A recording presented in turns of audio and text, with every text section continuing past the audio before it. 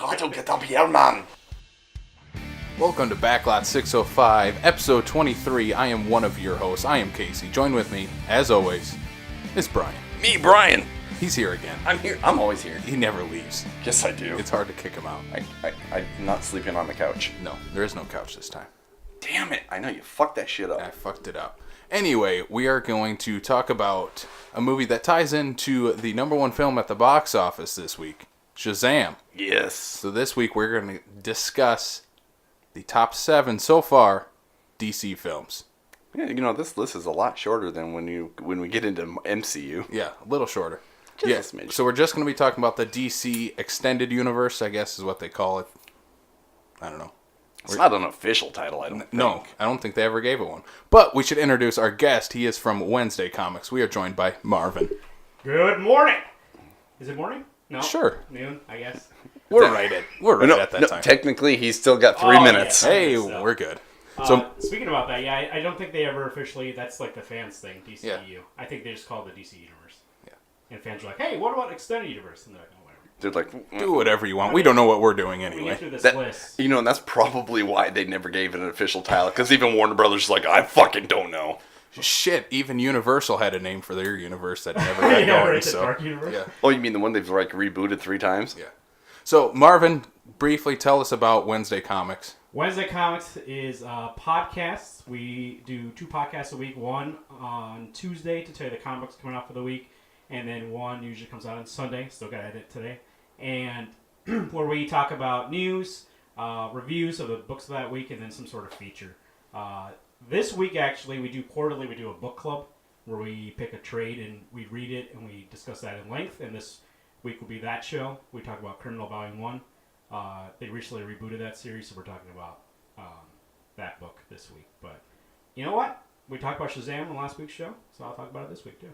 Nice. So definitely go check that out. Yes. And listen to Wednesday Comics. They are the resident Sioux Falls comic book experts as far as podcasts But it was go. a non-spoiler review last week. This week, We're going to spoil the shit out we'll of this. spoil the shit out of this thing. Heck yeah. He dies at the end.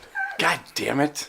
Just kidding. Anyway, let's jump into a little bit of Shazam talk, with that being the number one film at the box office this week. No surprise at all. Hey, at least we can say this isn't the first Zachary Levi movie that's, you know, number 1 at the box office. It's his first lead movie, though. Number one.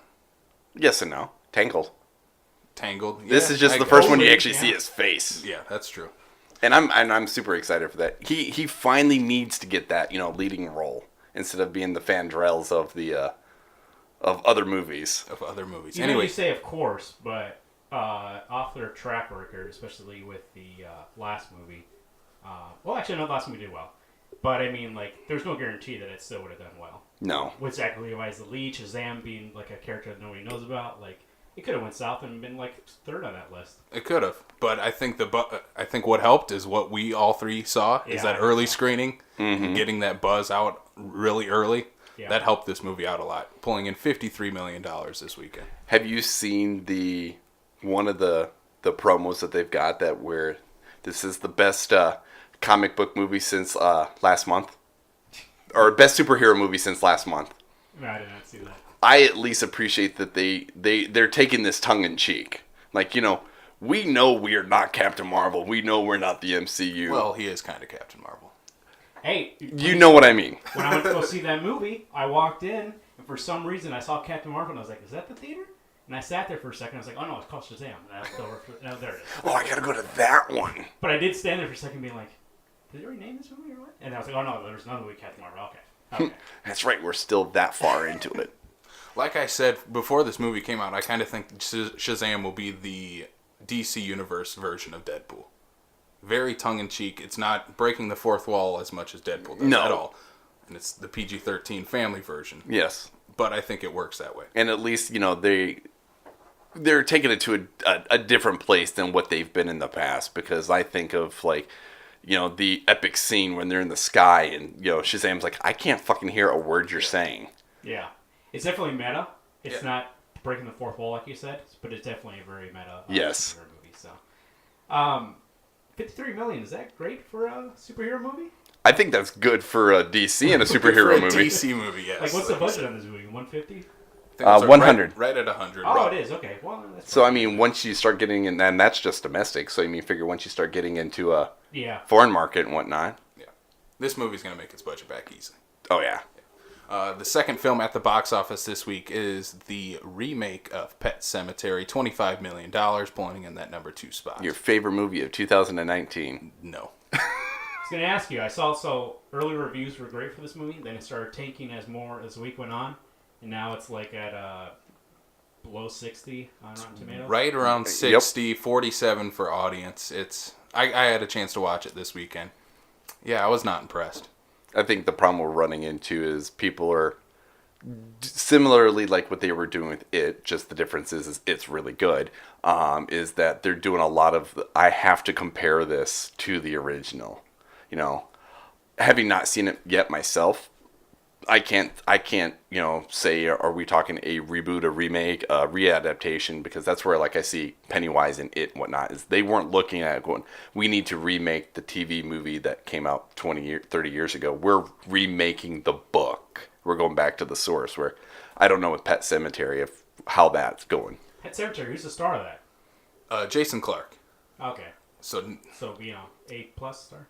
I'm gonna go with a solid B. He should be an A. Wait, Lithgow's in that movie, isn't he? What's that? John Lithgow? Yeah, John Yes. Lithgow. Oh, there's Yes. your star. And see, for me, my draw would be him. Yeah. Not the main lead.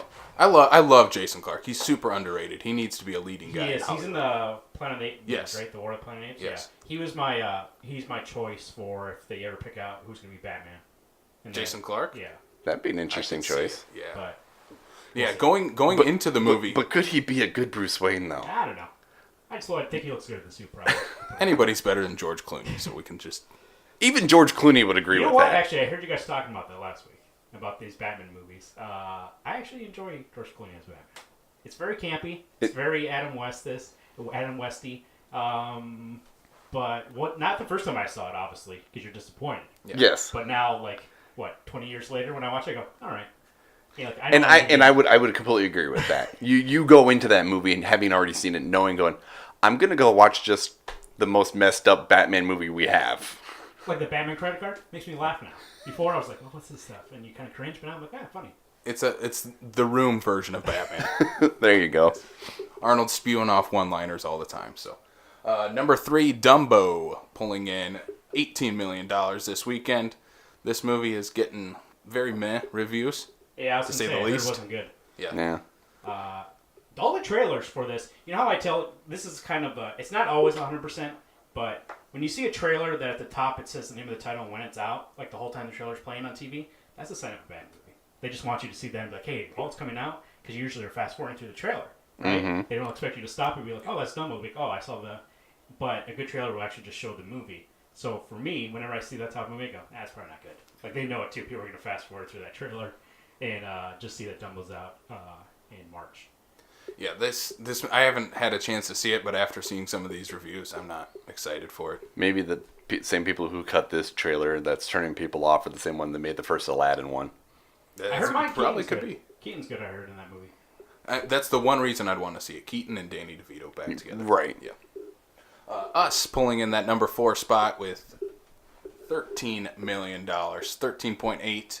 This movie's still making money. It's still making money. Over $150 million domestically. But it's only it was third last week. It's trying. But trying. I don't know. I mean, with these next couple of weeks coming up here, it's going to be dropping off pretty fast, I think. Oh, yeah, but it's made $150 million on a $20 million budget. And this thing's going to live on video on demand, all that stuff. This thing's going to kill. Oh, yeah. But the thing about this movie, too, right? I saw it on a list of, in the last 20 years, movies that have made, broke 60 over the weekend box office. Mm-hmm. This was like the only original movie on there. Yeah. All the rest of them were sequels, which is great for this movie. And I think people, why they went to this movie is based on Jordan Peele and based on Get Out. Well, we know a few people that went just solely on Jordan Peele, and they're scaredy cats. The guy's a star. Yeah.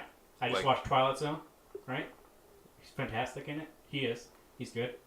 He's just a host, though, right? Yeah, but I know. He does a little voice. He puts on He's a little the original. voice. He's got to take over for Rod Sterling.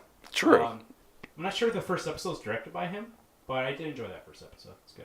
I can't fork out the whatever $8 Oh, it's a on month YouTube right now. for free. Oh, really? Yep. So Oh. I know what I'm watching. Yeah, I agree with that. So. yeah, I'm not paying for this. No, I'm gonna wait for that first season to come It's out. on Use my 1 week trial. Amazon Prime and YouTube right now for free. Awesome. Or I guess Amazon Prime if you pay for the thing. So Captain Marvel is sticking around in our top 5, pulling in $12 million this weekend, as we have predicted.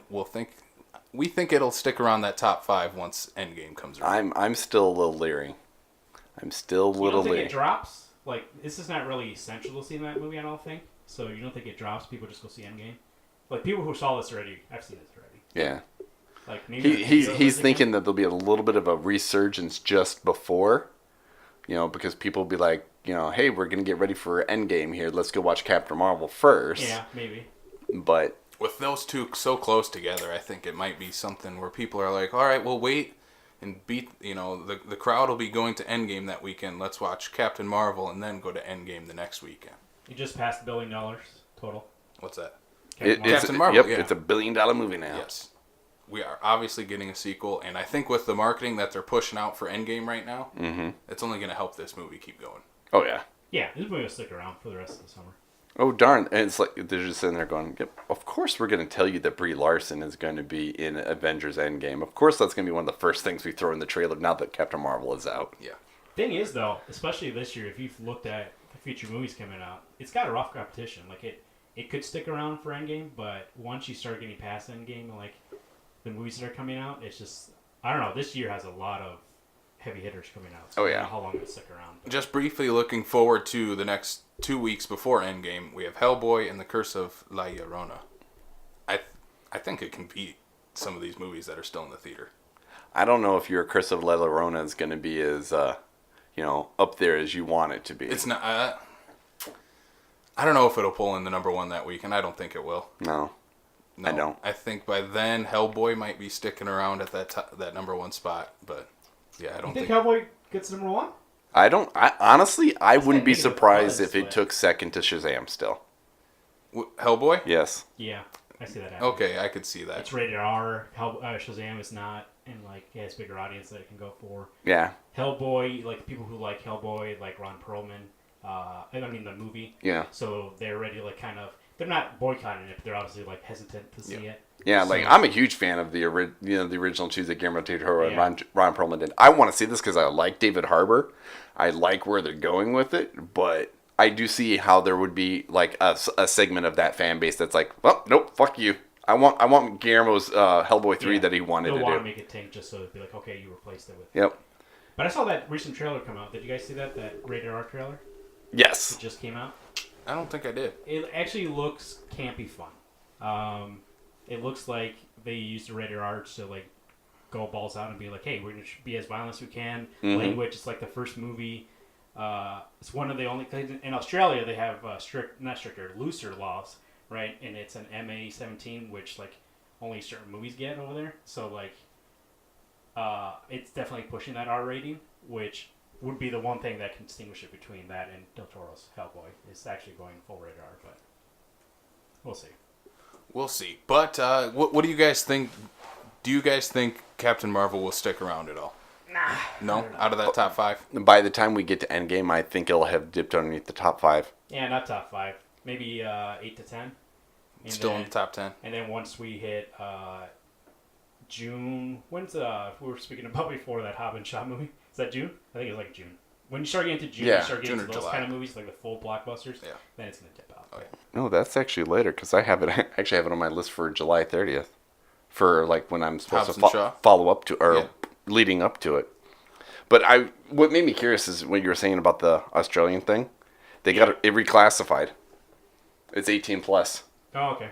So because I do remember just seeing something pop up about that because like usually they're really good down there, but like it's not that bad. Yeah. What the hell are they going to have in this movie where it has to be 18 plus? Well, Well, they have a trailer- different classification system Yeah. down in Australia than we do. It's kind of like when you look at the DVD art for shit in Canada. Yeah. Like, their classification and age ranges are different than what ours are. I read somebody said that they are, like, if it's very violent, they're more likely to give it that classification. Mm-hmm. And so in the trailer that I saw, there is some limbs being pulled apart and people's faces being ripped off. So I assume that's why. Yeah, high impact violence, blood, and gore. Nice. High impact violence. Now, what have I intrigued you? What does that mean? People getting thrown against walls? Yeah. Okay. Just, I don't know. I'm just gonna throw you across. Well, then hell, if that's the case, then you should be classifying like half of the superhero movies because they just get thrown around willy nilly. But Like then they're okay. I mean, Yeah. this one obviously we're gonna see some blood. So. I don't know. I thought if we were getting this 18 plus, we'd get some like Hellboy dick or something like that. well, the Australian version probably has that cut. You think so? There is a couple F-bombs that Hellboy drops in that trailer. So Yeah. Yeah. So they don't really care about making him friendly. No, Friendly. no. But will we get Hellboy dick? Probably Time not. will find out. Possibly. We'd probably get like big old red like Hellboy ass though. You think that's why when he's coming out of that little cave thing with his horns going and that sword, it kind of cuts off when he is right here, and you only see the bottom. Yeah, You don't see the top of his torso. Yeah, maybe. Yeah, that's when he comes out full naked. There we go. Just big red dick flopping around. Hellboy hog. Well, it's not like they haven't done that before with Mr. Manhattan Well, or exactly. Dr. Manhattan. Yeah. Let's talk about another blue person. The Avatar sequels have added possibly Vin Diesel to the cast. Vin is one of those ones where he himself controls his social media. Like, he doesn't have a representative do any of that stuff. So if he's legit on the set with Cameron, Cameron's the kind of person who is going to only let certain people on for the sake of not letting anything get out before it needs to get out. So if he's literally on set with Cameron right behind him, I would put the fact that he's involved in one way, shape, or another. At the very least, doing some mocap work. Yeah. He's used to it from Groot. So, yeah, Vin Diesel, I think that's a big reason why Vin Diesel is still, besides the Fast and Furious movies, but I think the big reason why they're popular is his social media, because people feel like it's authentic. So Yes, very much so. If he were to lie and be like, hey, like I'm on the set of this movie, and then he's not have nothing to do with that movie, I think that kind of goes against what he's been trying to do. Yep. So. Yeah, like we have talked about before the show started, he's definitely going to be mocap voicing someone. Well, and he's even outside of Groot, for the limited vocabulary that it is, Iron Giant. Iron Giant. It's not like that's right. It's not like he doesn't have the experience. He probably, for whatever they're going to be probably doing for this movie, he definitely has the body type for it. He's a prime suspect to incorporate into this franchise, and he already had ties involved with it for people he knows he's worked with that's already in the first Avatar. When's that movie coming out? Next year? 2020? 2020? Isn't that the 2021? question? Isn't that the question always? Avatar 2 and What comes out first, Fast and Furious 10 or Avatar 2? Fast and Furious 10. They make that on a weekend, so. We can just shoot some cars. Fast and driving the down Furious road. will go underwater before Avatar does. Actually, that's not true, because a lot of the Fast and Furious is CGI now when they got those cars coming out of planes and stuff.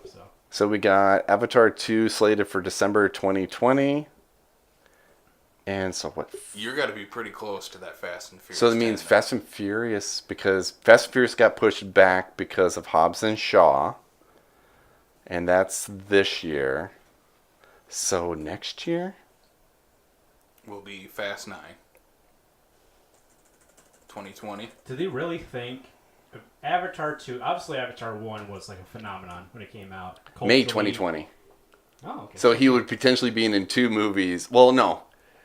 If he's on set now, then it would have to be for probably 4 and 5, because supposedly principal photography for 1 or 2 and 3 are already done. That's what I'm saying. Like, Principal photography. That's like a week of shooting for Avatar. No, not with Avatar. That's all full on mocap. That's all full on acting. Yeah.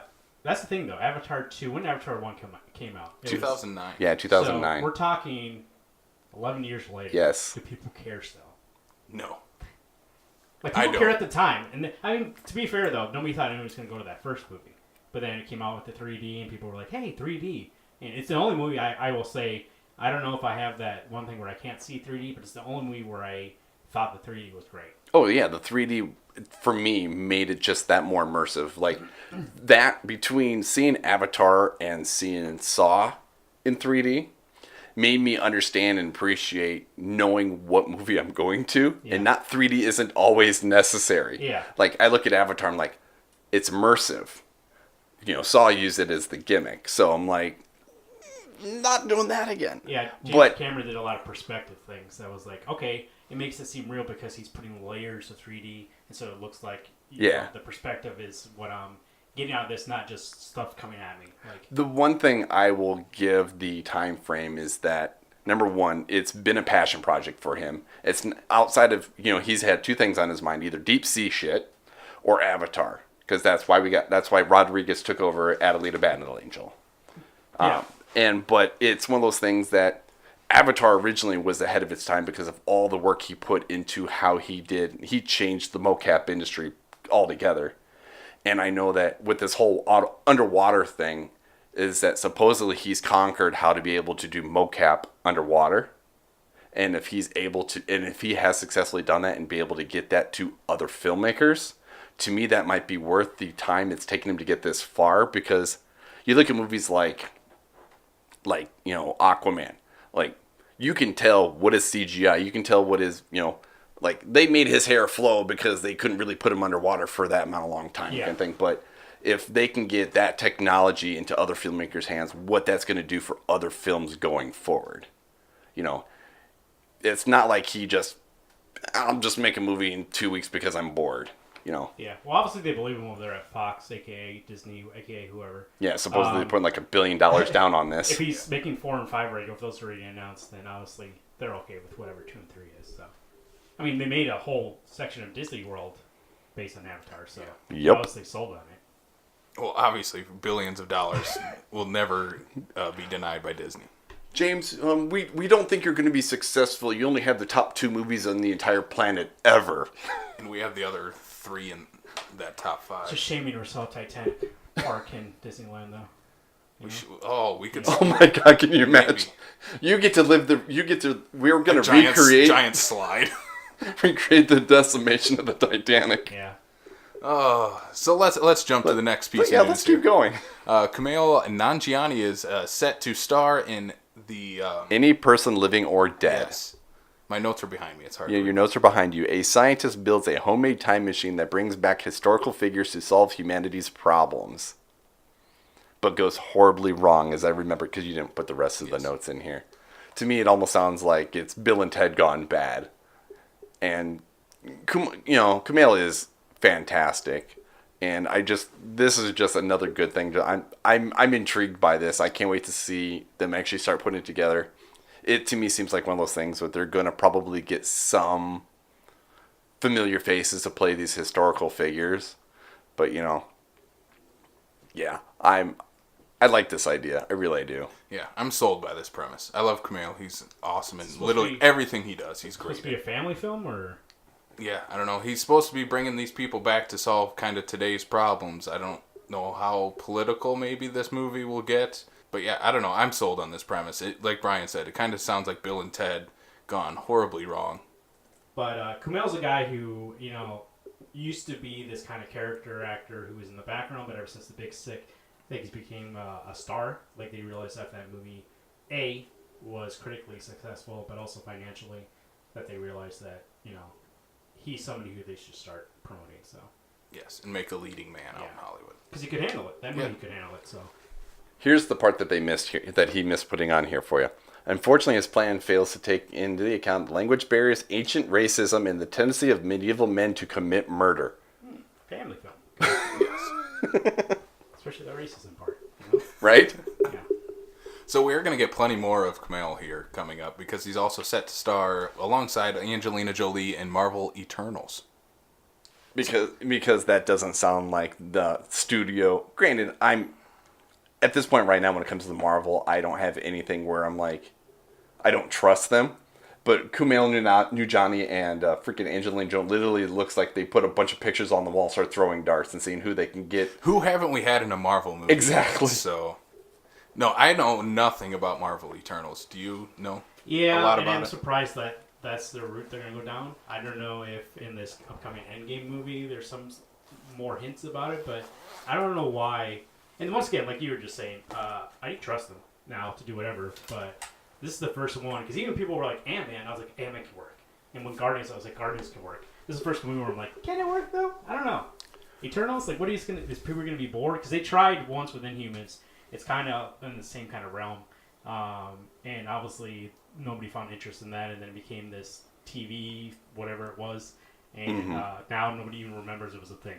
Yeah. So, like, is that what's going to happen to this? Is it going to be the movie where they reach too far, and it's like, oh, okay, this is a big concept movie about these characters who are, out there, and then be like, who cares?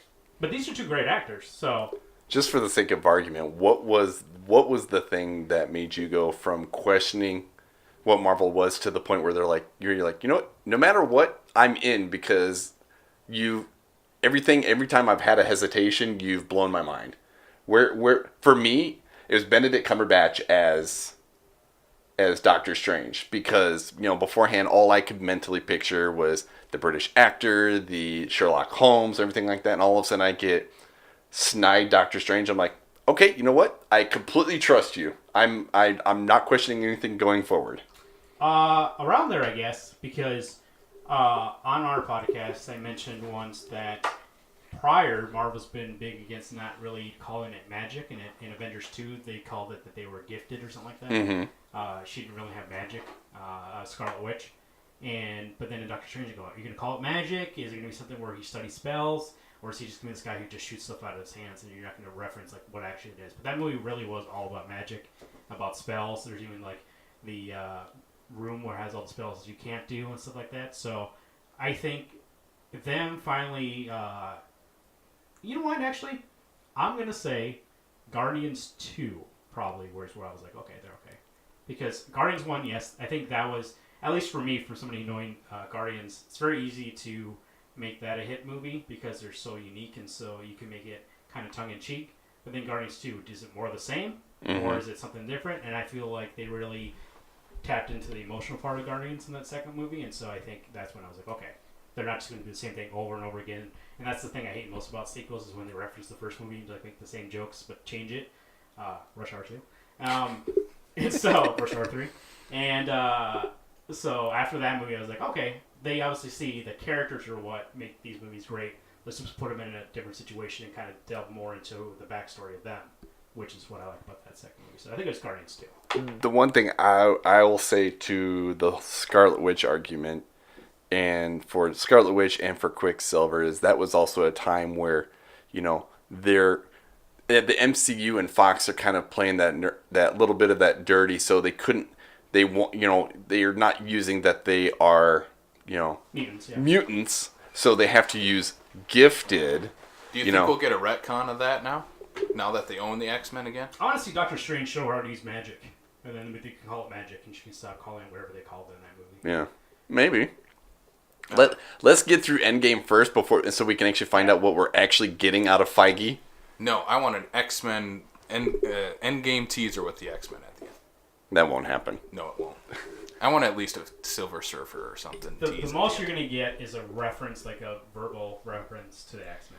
Being like, hey, there's something happening in Winchester. And then yeah, you will get something that maybe is like a flyby or something like that, but no actual character will have shown up. I got it. Xavier shows up, and he's like, I got to talk to you about the X-Men Initiative. Yes. Boom. Yeah, but do we bring in Patrick Stewart or do we bring in James McAvoy? Neither. Yeah, we go brand new. Vin Diesel. They aren't keeping Vin Diesel. Yes. Oh, I would. The second most favorite, bald man in Hollywood. He's showing up everywhere. He's got 2020 to fill out. So. God, that would be so bad. Oh. At that point, I might reverse my statement of I don't trust Marvel anymore. That's when they get you to be like, okay. And then he kills it. Yeah. He kills it. You know what I thought wasn't great? Wasn't going to be great? Vin Diesel as Xavier, but you know what? Prove me wrong. Trust in Marvel. Prove me wrong. Right? Trust in Marvel. In Marvel we trust. Yes. You can't watch those Fast and Furious movies the same way again, so. Yeah, why didn't he just move the missile with his mind? Yeah. Then there's going to be a crossover. He's racing in his wheelchair. Oh, anyway, let's move on. Let's move on to another favorite topic of Brian's. Not mine. Yes. Adam McKay and Will Ferrell will be going their separate ways, which I think has been a long time coming. I looked at the list of movies that these two have put together. I've watched one on purpose, and that was the only one that I liked. Which one is that? The Other Guys. Outside of that, everything else on the list, I'm like, nope, nope, nope, nope, nope, nope, I take that back. I take that back. And I saw his landlord short that he did with Pearl, which is freaking hilarious. I'm gonna have to be the apologist here, aren't I? Talladega Nights, Step Brothers, Anchorman are all fantastic. No. I like all their movies. Yeah, I'm the opposite. That's Will Ferrell is only good movies. I can't even think. Hey, I even like Semi-Pro, so I go way into the. Ouch. Oof. This makes me question his legitimacy in movies. There's some good jokes in Semi-Pro that make me laugh. But obviously, Adam McKay's been going the dramatic route with Vice and with The Big Short, so like it was gonna come. Like, especially after that Holmes movie. But he didn't direct that one. No, but that's why that movie sucks. Yeah, I'm saying Adam McKay saw it. It was like, hey, I think we're done here. Yeah. So. You go do your thing. I'm gonna go do my thing. You know how I was nominated for an Oscar and you're nominated for a Razzie? He goes, I think that means we're done. So. I think this partnership will only end once in, I think, 10, 15 years when Adam McKay directs the Donald Trump movie with Will Ferrell playing Trump. That's my bold prediction right here. Or he won't play Trump, but he'll be like George Bush. No, I was gonna say the only Trump that I need to see on the big screen is gonna be by Alec Baldwin. Yeah. We're getting a McKay Trump movie at some point. Maybe. No, we are. We got a Cheney movie. We saw Oliver Stone did a W movie. Yep. So there's going to be, once we get past this whole thing, there's going to be so many movies about Trump that, he's got to throw his hat in that. So. Yes. Oh, yeah, and then the Twitter feeds will blow up. At the very least, he'll produce one. All right, so let's jump to a topic Brian likes a little better. Actually, there's one that's not in here that I've heard. Anyway, keep going. Anyway, the Dead Won't Die trailer. Brian absolutely loved this. Bill Murray, Adam Driver, zombie comedy. I'm a fan of like ensemble casts that are just you can definitely tell they're not there for the paycheck. They're there just to make a good, fun movie, and to get Bill Murray in another zombie movie. Everybody in it, it's just going to be campy. It's not going to be a big money-making movie. It's just going to be a low budget. Let's have some fun. And I'm completely okay with that. This trailer does look super fun. Oh, yeah. I mean, Bill Murray should be in every zombie movie, period. Bill Murray should just be in every movie, period. That too. If we can get Goldblum as the Grand Master, we need to get Murray somehow into the MCU. Marvel Eternals. There you go. Maybe some people. Bill Murray as Xavier. The problem is that Marvel's probably like, we want Bill Murray, but trying to get a hold of him, it's not worth our time. Because... Yeah, he doesn't have an agent or an assistant or anything like that. He doesn't even have an answer machine or a cell phone. You just find him on the golf course and he'll be out there. Just contact the tribe. They know how to get a hold of him. You know what? Just put a Garfield 3 script into the ether and he'll show up. So. We'll be like, what? Garfield 3? I did not see this trailer, but Adam Driver, I wanted to comment, has been a great actor for the last few years, kind of being discovered on Girls for HBO. I think he was the best part of that show. And then now moving on, obviously, to Star Wars past that, and then he was in... Did you see Logan Lucky? Logan Lucky was the movie I was going to bring up. I haven't seen it yet, though, but he looked great in that movie in the Black Klansman last year. So anything with Adam Driver, he's always, every time I see him on screen, he's fantastic. So he has fantastic comedic timing. Yeah, comedic timing, but also dramatic. The guy has, he's full of range. He can do whatever he wants. So him on SNL is one of my favorite things they've ever done in the last decade. Oh, the Undercover Boss with Kylo Ren was great. Do you know who's directing this movie? It is. It is the same guy that did He's worked with Bill Murray before. He's the same guy that did Cigarettes and Coffee. Oh, that guy. Jim Jarmusch. Yeah. Well, you know what? You might have reached a spot where... Because he's worked with Bill Murray and Adam Driver before. And Tilda Swinton right there, because he did As Lovers Lie. Yeah. So I love this cast. It's going to be a dumb, fun zombie comedy. Yeah, most of the people that are in this movie are people he's already worked with before. It's probably just like, hey, I want to do my zombie movie, and everybody's like, you're fun to fucking work with. Let's bring this on. Let's do it. Yes. Keep going. All right. Ready to jump now I'm ready. Are you ready to jump to this Joker trailer? Yes. Because I absolutely love the teaser trailer. No, I would say this is a full trailer. Oh, that's what they call, like if you on last. They already had the teaser trailer where they showed like That was His just makeup. that was just a That was teaser. a teaser. Yeah. They can fuck off with all those terms. I got curious one day. I was like, it's like 2.5 minutes long. I'm like, what the fuck you determine as a teaser? And then I actually legit found like teaser trailer, full trailer. I'm like, there's actual fucking definitions for this shit. Yeah, I recently especially like a teaser is like 2 or 3 minutes, where that used to be a full trailer, and now full trailer like 5 minutes. And it's like, dude, calm down. Yeah. The movie's only hour and a half. That's a good chunk of it. And all those, but all those trailer companies are like, oh, you need like 7 different versions of it? Here, pay me. Don't you love when trailers put like 5-10 seconds right before the trailer of what's going to be in the trailer? It's like a trailer for the trailer. That's called that's a YouTube thing. Yeah, it's a YouTube thing because they do it in the movie theaters though too. Yeah, because they just keep the same yeah, file. yeah. They're just using the same thing. It's ridiculous. But it's because you can skip an ad after 5 seconds.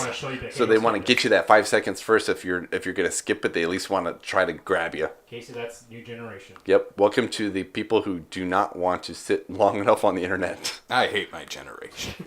Yeah, anyway, it is your fucking generation. It is my generation. Anyway, let's jump to this Joker trailer. What did you guys think? I liked it.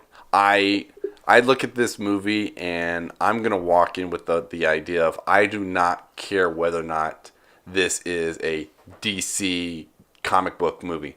This to me just looks like a man who goes down the rails and uses a persona of a clown, to get to that dark place. This is just, you made mention of this before here, is to me it's almost like Joaquin's like Taxi Driver. I would go to this movie regardless if DC's name wasn't even on it. Joaquin, I recently watched You Were Never Really There, which is a movie that he was in. It's on Amazon. Fantastic.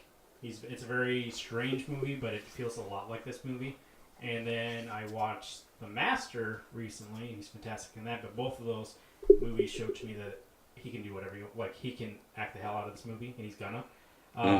When I was watching this trailer, similar to what you said, Brian, like it's supposed to be. It's part of DC's new Elseworld titles movies coming out, because they want to make more movies that are out of continuity. They don't have a name for it yet, which they probably want that somebody else will dub one for them. I really wish they would use the Elseworlds name, though. I really do. I mean, mainstream's not going to care what it's called. They're not even going to remember, and everybody else but whose fans will know what it's called. Exactly. But like you were saying, it takes place in the 70s, I believe. Yep. It looks great. It looks like, instead of Batman creating the Joker, society creates the Joker in this movie, right? Where it kind of the taxi driver, but also kind of Death Wishy, where he's like, especially in that train scene, because that's like in Death Wish, there's almost the same kind of scene where two punks, like, he's reading the newspaper in that one instead, and they knock it out of his hands, and then guess what? He kills them on the train too. I would almost bet that that's an homage to that movie. Oh, definitely. I wanted Todd Phillips. Todd Phillips and his comedies are great. I also Hangover 1 and Old School. I never saw War Dogs. Those are the only ones. War Dogs is that his more dramatic movie, I guess. Yeah. Dramedy. So this is his first I guess it could be a comedy still, right? It's still a Joker. Robert De Niro's in it. Right, he said it's kind of an homage also to what's the movie called? Scorsese. Oh, the King of Comedy. King of Comedy. Mm-hmm. So there's a lot in this movie that has going for it that looks great.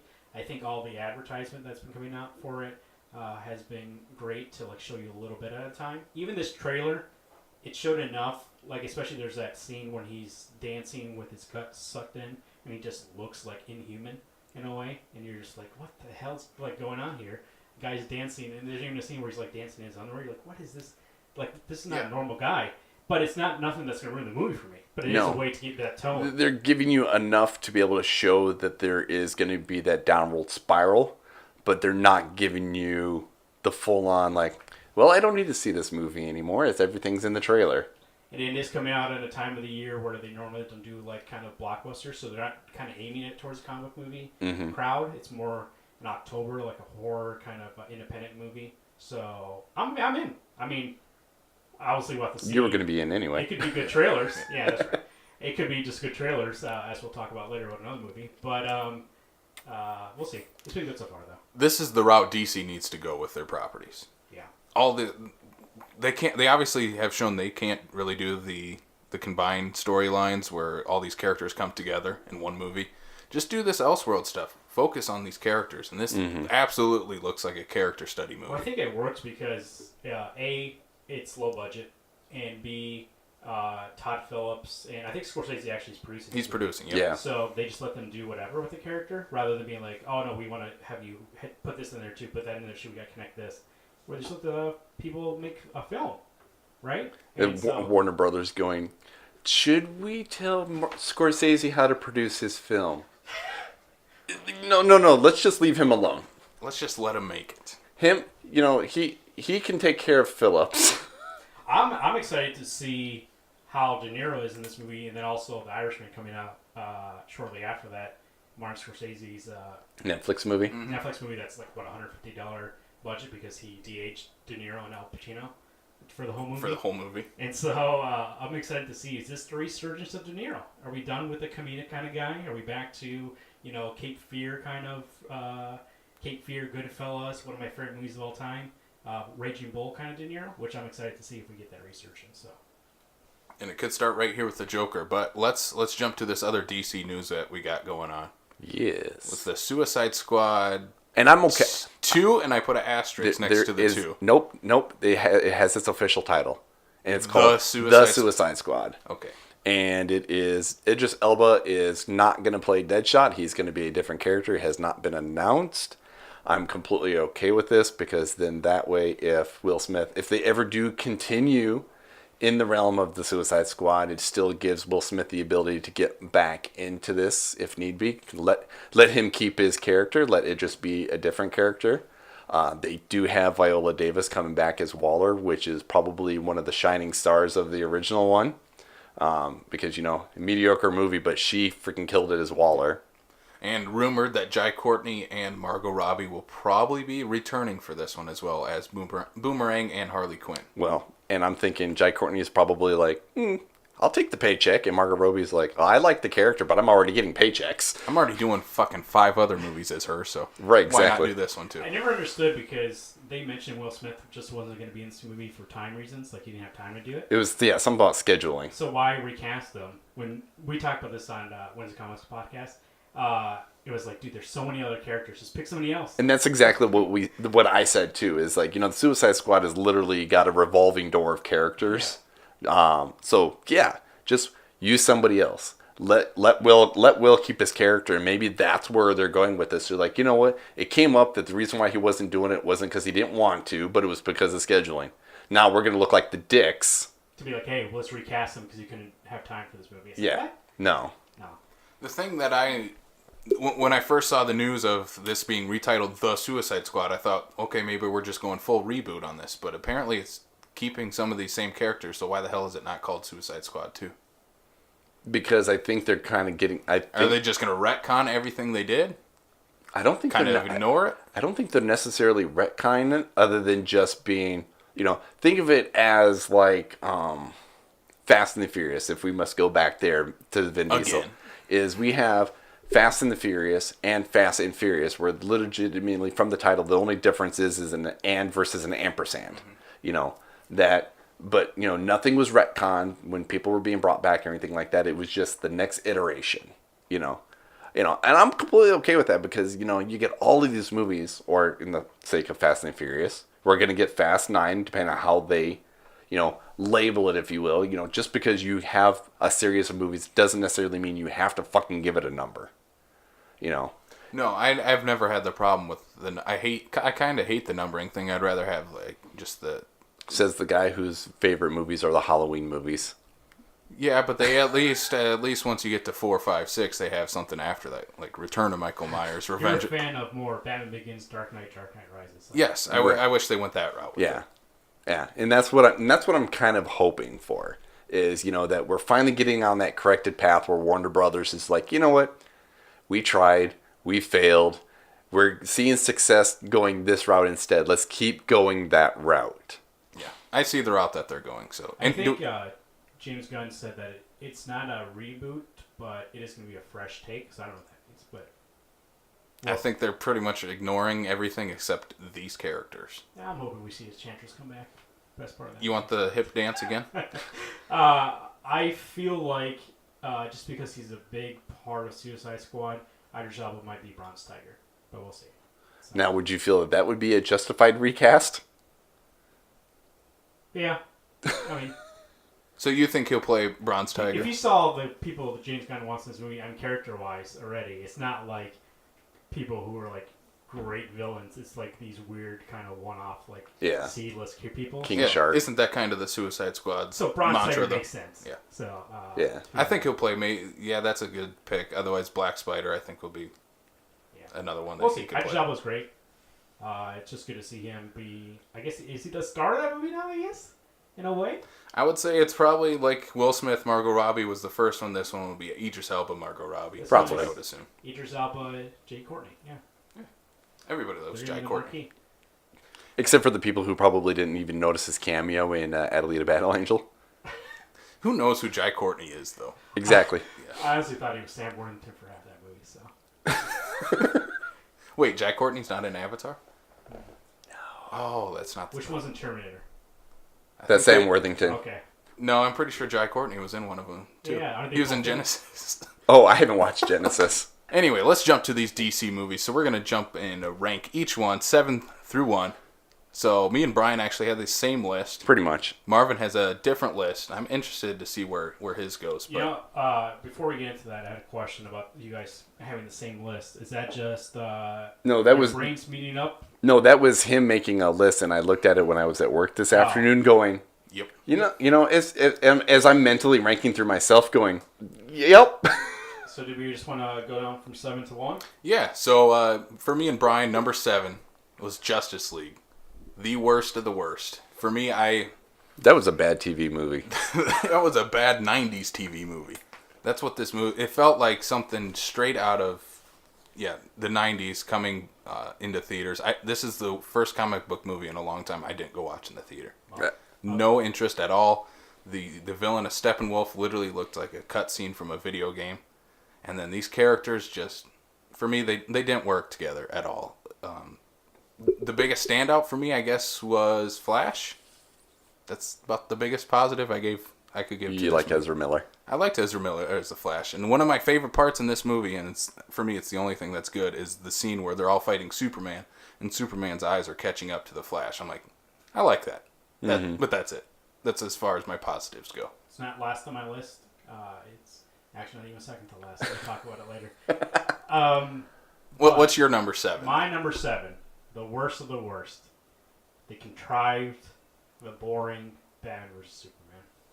It is next up on your guys' list, right? Yep. Yep. That's our number 6. What a movie! Like, first off, I saw it in theaters, and then I watched the director's cut, or whatever the heck it's called. The Ultimate Cut. Edition. And co-host Garrett on my podcast claims that it makes it a okay movie, and I said nope, it just adds stuff to a bad movie. It definitely makes certain parts make more sense. I'll tell you that much. But I've never been more confused in a movie than Batman vs Superman.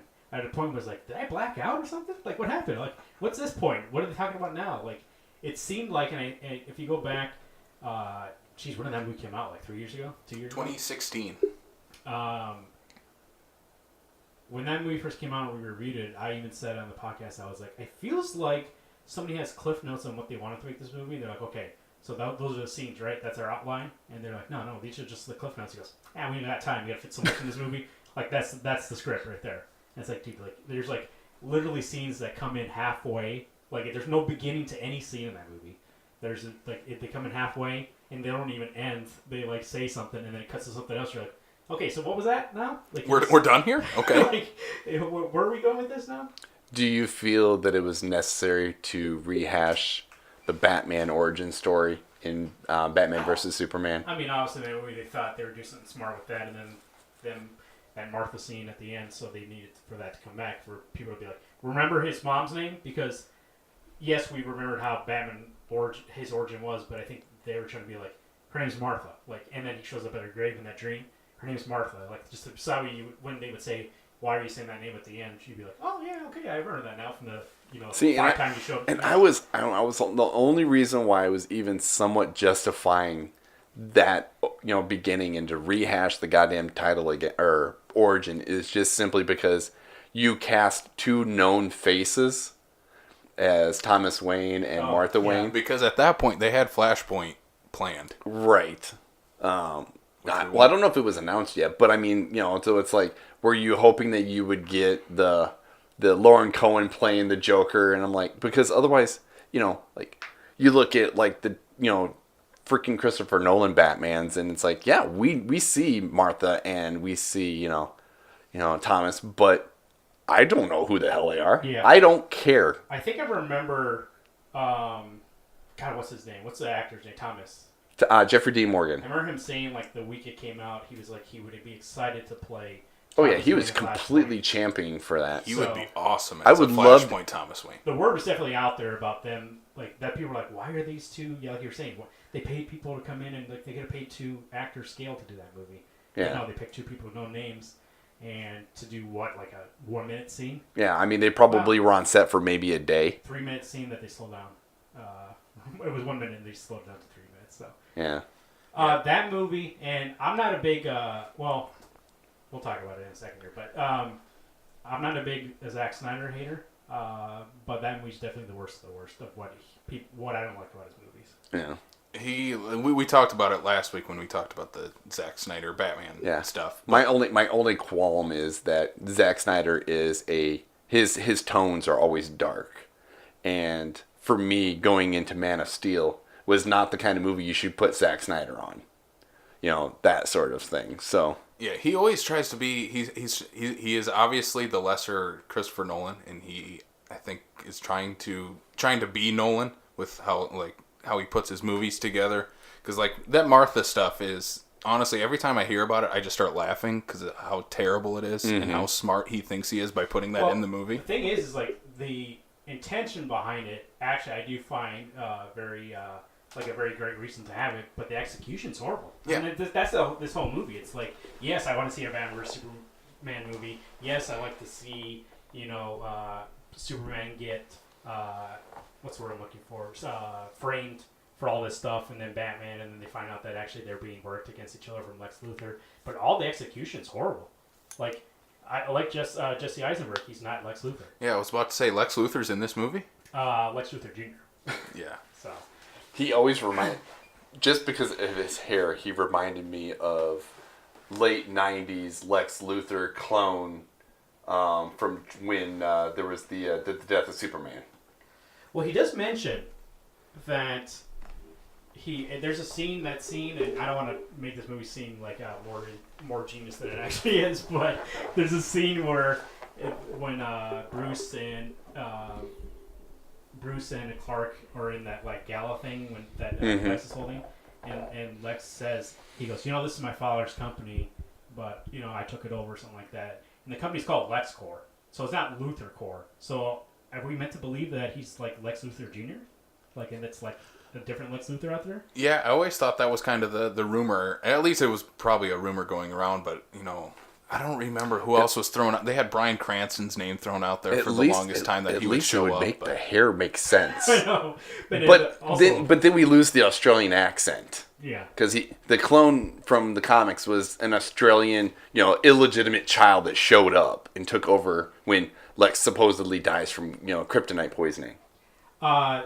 So actually, he was talking about this movie. So Batman in this movie has a gun and shoots people. Mm-hmm. And Zack Snyder recently, this is when I finally stopped defending this guy, but he said at a marathon thing he had for his movies recently that he was like, of course Batman kills people. Like, you guys should living in a fantasy world if you don't think Batman kills people. And it's like, I don't think you understand that character. No. Because yes, you're saying if a character like this existed, like in our world, he would kill, but the whole point is that this character doesn't kill. Like, it's not about just some random masked guy. It's about this person doesn't kill. Like, that's the whole point of it, that he's better than us, and he's going to be doing this, and he has a code. And that's the reason, yes, he wouldn't kill. Even if he was real, he wouldn't kill because that part of his life still exists. His parents still get shot down. Mm-hmm. He said, I'm not going to use guns anymore. Like, that would still exist. Just because it's real doesn't mean he would go against his code. So, based on everybody that has made a Batman movie, the only one who actually understands the character is Nolan. Because, obviously, Schumacher didn't quite get the character. No, he was trying to make Adam West movie. Yeah. Right. That was your last, Yes. the bottom of the barrel. Bottom of the barrel. That was me and Brian's number 6 So, since we've talked extensively on that, on Batman vs Superman, Dawn of Justice. The next one is not Justice League, so we're still gonna wait for a second for that one. Suicide Squad's my next one. Look at that. That is our number 5. hey, look, we're actually not doing too bad right now. Suicide Squad, mainly because I feel like there's a movie there that we were never shown. Because those trailers came out, people loved those trailers, and then they're like, Warner Bros. Was like, hold up a second here. That's not the movie we have, though. We gave this to a company, they made a trailer, and they totally changed the tone of it, so now we had to go back and do reshoots, which is, they had like 6 weeks of reshoots or something like that to remake this movie, basically. And David Ayer has said multiple times that that's not the movie he made. No. Like somebody came in and they actually hired that production company who did the trailers. Who did the trailers to edit the that movie. Yeah. And you can tell because it's all over the place. I actually like Suicide Squad until they get together for the mission to go in the city. Like the beginning part is actually okay. It's not great, but it's okay. It's a decent setup. It does have the like music video type of feel to it. Each person, gets a song and we get introduced to them until you get to like fucking Slipknot. Poor Slipknot. Poor Slipknot. Doesn't even have a Slipknot song. Doesn't even get an intro. Yeah. He just dies. He's just there to get his head blown off. But I think that beginning's great, setting up the characters, and then they do nothing with any of them the rest of the movie. No. Except for Harley, I think. I legit look at this movie and knowing the capacity of what David Ayer can do, and I think this was during that time where Warner Brothers is like, you know what? Because can you imagine that if he would have just been able to sit, write, and direct and make the movie he wanted to make, it would have been a good, solid R-rated movie, and it would have been like, DC Comics meets End of Watch. Yeah. And I think we would, if DC would have just let him make the goddamn movie, I think that's what we would have got. But they had to get their hands in it. The biggest negative I have for this movie is their choice of who should be the villain. Enchantress was a completely missed opportunity on who you should have had as the villain. Like one of my favorite DC animated movies is called Batman Assault on Arkham, which is basically just a Suicide Squad movie. But the thing they do perfectly in that movie is have Joker as the main villain. Like that's what makes the Harley Quinn story work within the Suicide Squad. Well, and that's where I think part of this falls apart, though, too, is that this is when, Suicide Squad is right when, Warner Brothers is starting to throw their hands up in the air. They're confused. Where the hell are we going with this? Wherever the case is, blah, blah, blah. They're cutting all sorts of shit off of for the Joker and Jared Leto's Joker and everything like that. Because supposedly, even with the outside of the extended stuff, there's still shit we haven't seen. And, because it's like, well, we need to cut it out of here. We need to change the villain because we want to, when we keep going with this universe here, we need Leto for this over here. And I think they just fucked it up because they didn't just let the movie be made. They shoehorn Leto's Joker in, which is probably like the worst. They should have just left him out if they were going to go that route with it. But you're right, like Enchantress, like you have these people who all their powers are very grounded in like street level people, and it's like, oh, fight this person who's like mythical and has. And it's like, why? Yeah, like this is the team Amanda Waller brings in to fight a magical person. Like, go get fucking Batman and Superman. Like, why are you bringing a lady with a baseball bat and a guy with a gun? Doesn't make sense. She puts the team together because she knows we can't be involved in this. But her crew goes in anyways. Yeah. The SWAT, or whatever the heck it is, they go in with Suicide Squad. Because we need to get this Scott Eastwood cameo in there while we can. Exactly, cameo. And it's like, what are you doing? Like, it doesn't even make sense on its own merits. Like, it doesn't make sense at all. That's why it feels like 15 movies being like, okay, they were going this route, that's from a different movie, this is from a different movie, and that's why I don't like it. It's an alien invasion movie with all those weird fucking monsters of hers. Yeah, God. This movie's so bad. She's great in that movie, though, Viola Davis. Yes, I think her, Will Smith, and Margot Robbie are the standouts.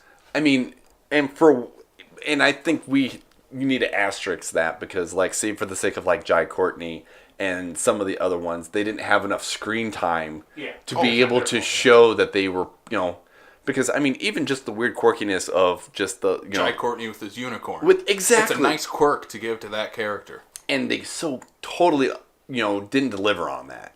it's probably the best work that Jay Courtney's done in his life in that movie. So, I mean, I would like to see more of that, but they kind of he kind of gets ignored halfway through. He leaves and then all of a sudden just pops back up in the third act. I'm like, okay, I guess you're back. They're like, oh, we need to get this part where we need to do some surveillance, so they'll throw him in for a quick scene so we can use his boomerang to get where we need to see, and that's it. Yeah, he's gone. The one scene I think they kept, honestly, from the David Ayer cut of this movie is within the bar.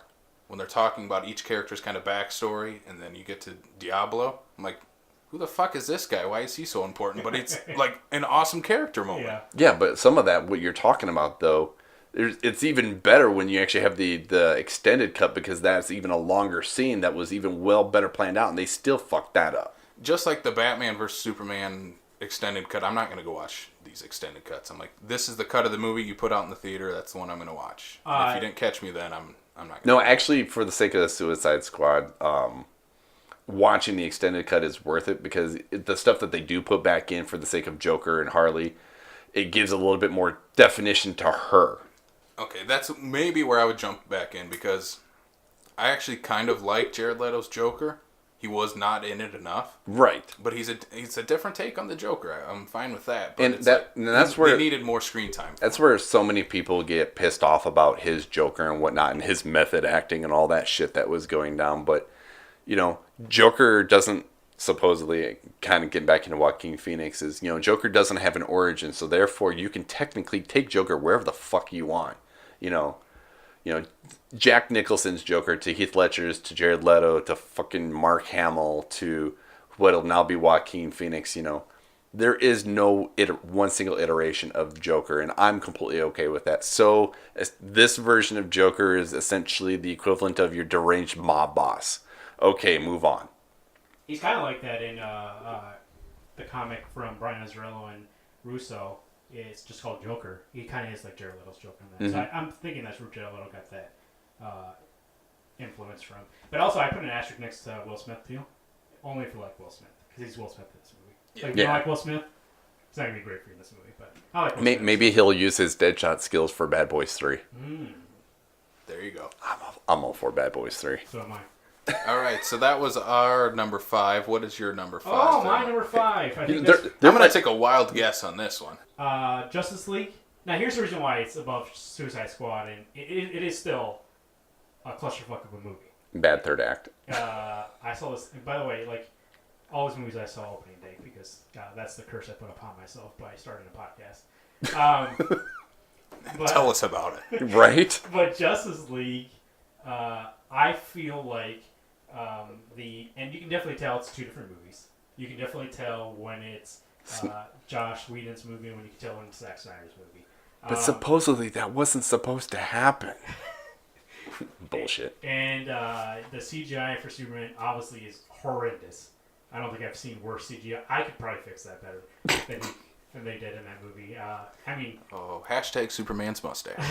But the first scene when you have somebody on their cell phone showing Superman. Why do you open with that? Oh my god. I think that's a Superman moment. Like, that actually character-wise is great. I mean, obviously he does not look great. No, his mouth is so distracting. I still want to know exactly. Just give him the mustache. I want to know exactly what kind of pull or what kind of contractual obligations that, Paramount literally stiff-armed Warner Brothers, because Warner Brothers flat out said, hey, we need him to shave so we can do this reshoots. We will pay Paramount to digitally put his mustache back on. And Paramount's like, nope, fuck you. He's ours.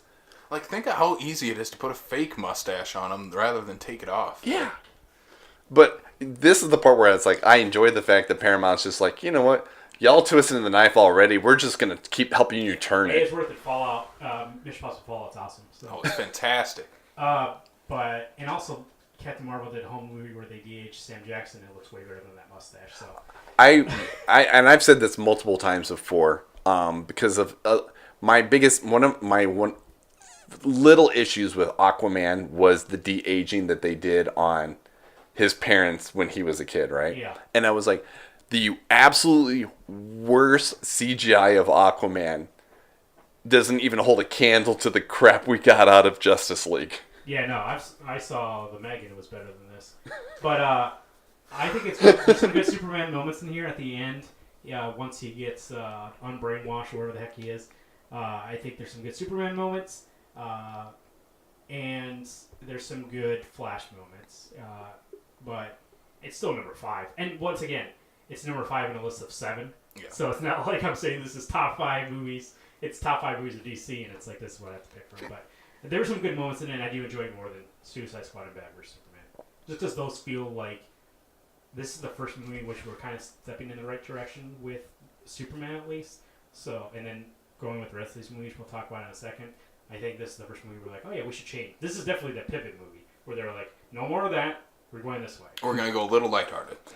We're going to go, you know what? We failed at this one, too. We need to change the pace. Like midway, they're like, let's change it. We're already done. We'll reshoot it again. But also, yeah, Steppenwolf's horrible this way. Like, that's the worst film they could have picked. God, this movie's so bad. Like, it doesn't make any lick of sense at all. The one thing that, and maybe it's just because of the character that Steppenwolf is, but knowing who's the one that voices Steppenwolf, I look at him and I'm like, why didn't you just use his face? It's just as scary as the bad CGI you guys used to create Steppenwolf. You did not need to CGI him at all. Mm-hmm. Just put him in the... If you can put frickin' Professor Lupin in Wonder Woman... Yeah, we'll get to that one. Yeah.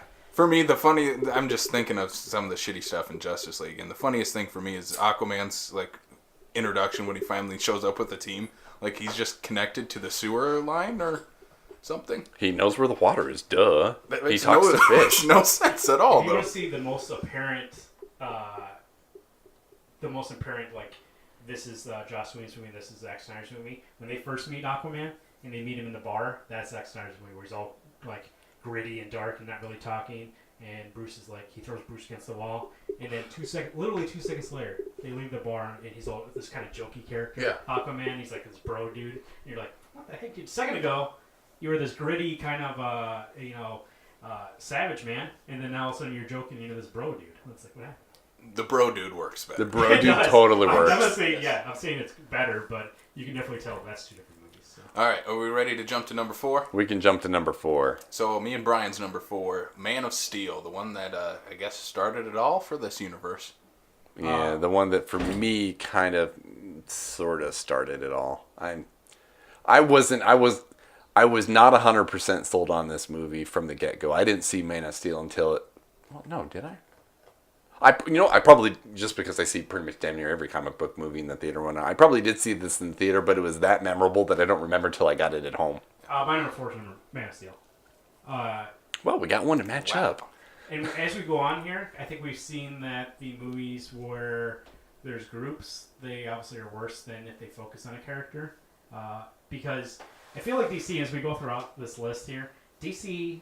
for a while was like that, like a 7-year-old kid when they're trying to tell you a story. You're like, oh, and then this thing, and then this thing, and then this happened, and then this happened. You're like, what are you talking about? And then you actually hear the story and you go, okay, why don't you just tell me that? Like, you cut out all the details. cut out all the side things. Just tell me what the story is.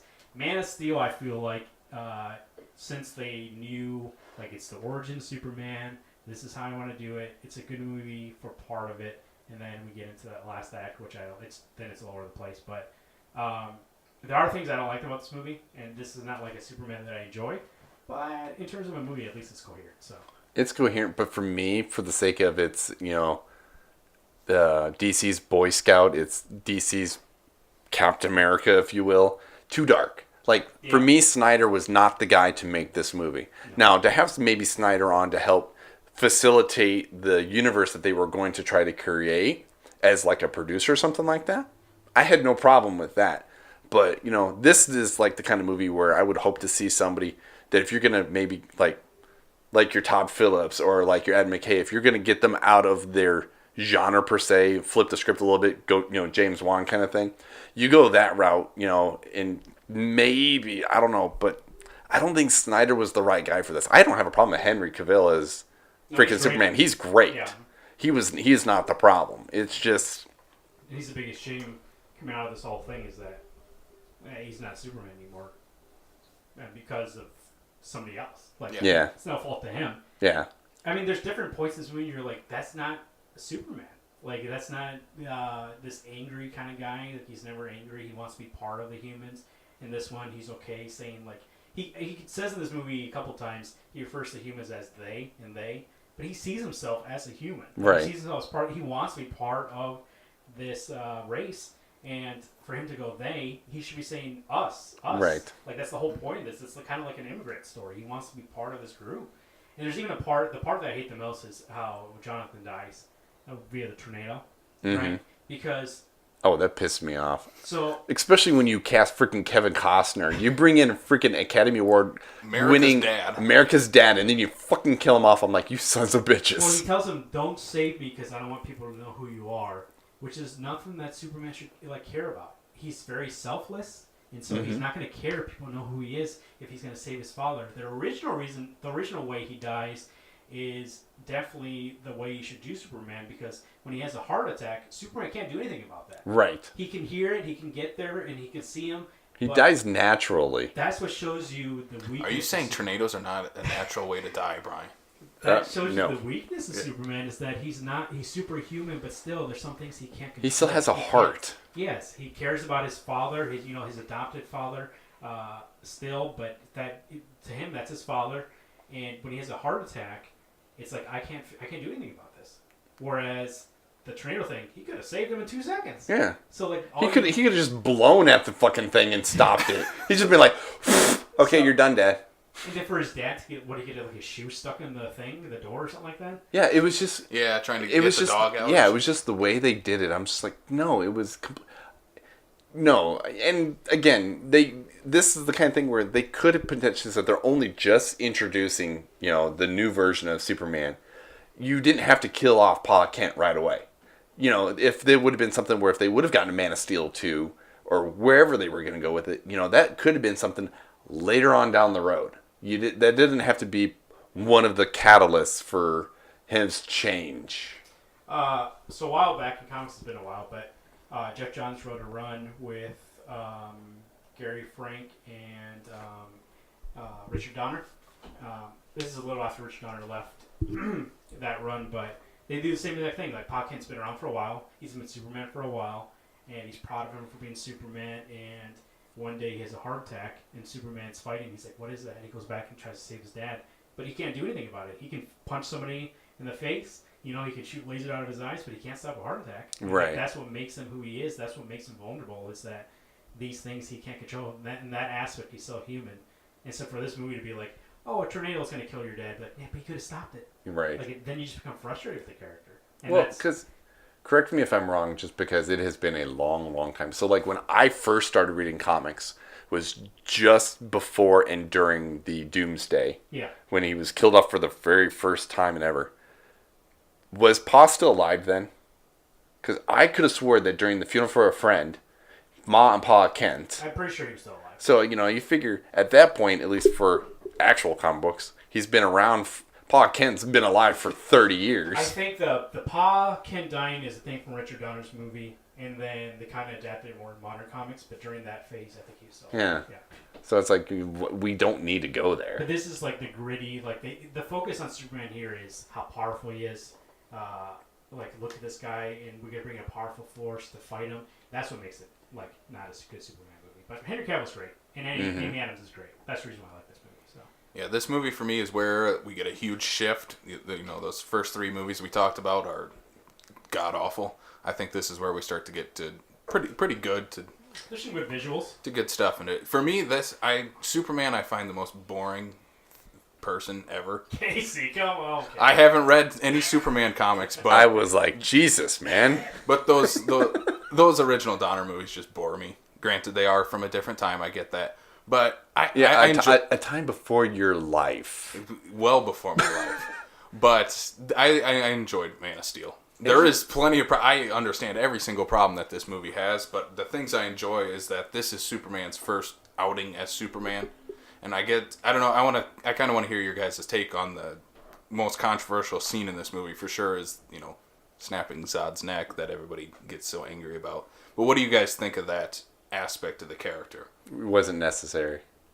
Because again, it's kind of in the frame of Batman, where Batman doesn't kill because of his parents were killed.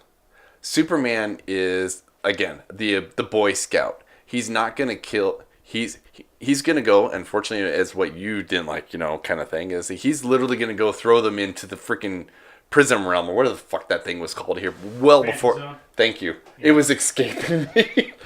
Throw him. He would totally do the whole throw him into the Phantom Zone again, as opposed to killing him just to get him off of Earth. He would just grab him and shoot for the sky.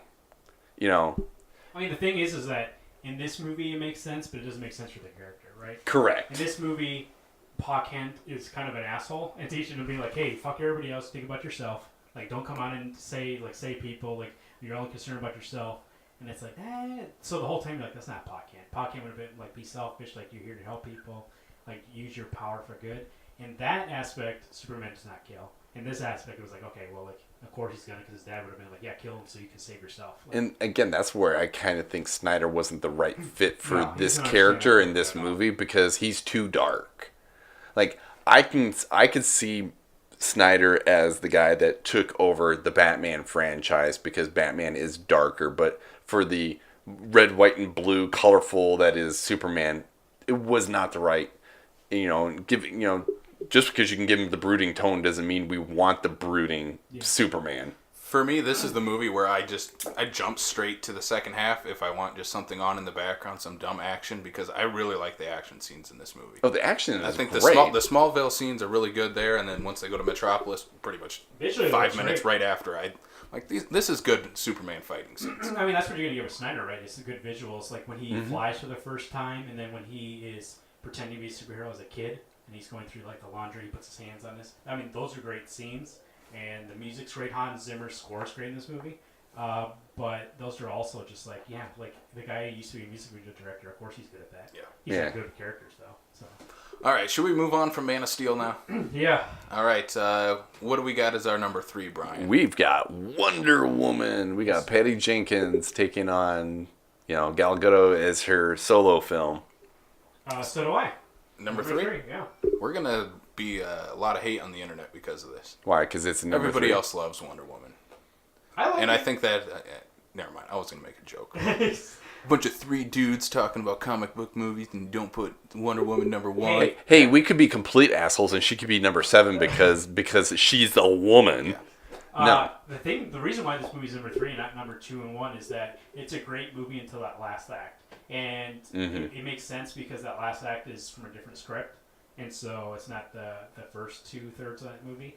And so that last act really kind of kills the movie for me. But the beginning, and especially when she gets down to the war zone, I think it's fantastic. That should have been the climax of the movie, the No Man's Land. Like, that's the best scene in this movie. He's over here. He's just mad because Professor Lupin turned into Ares and just is like, that's dumb... It's laughable. Honestly, when that happened, I'm like, okay, I'm waiting for Ares, the god of war, to show up, and it's just this fucking scrawny British guy. I'm like, what the fuck? Being like, okay, this can't be it. There's no way. And it was still him. I was waiting for Danny Houston to turn into Ares. No, that would have been just as bad, too. It would have been better. Danny Houston at least can pull off a villain. No, I was just waiting for it. It would have been better, but still would have been a good choice. Yeah.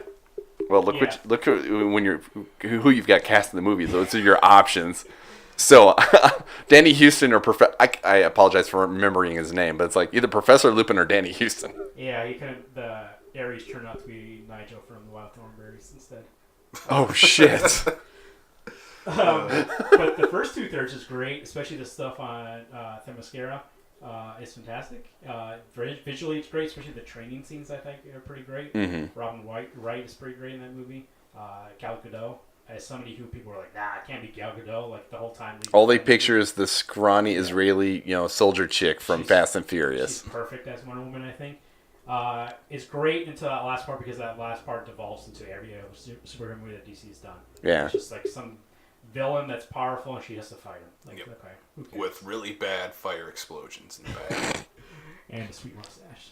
And a sweet mustache. And What did it burn off? and an exploding Chris Pine.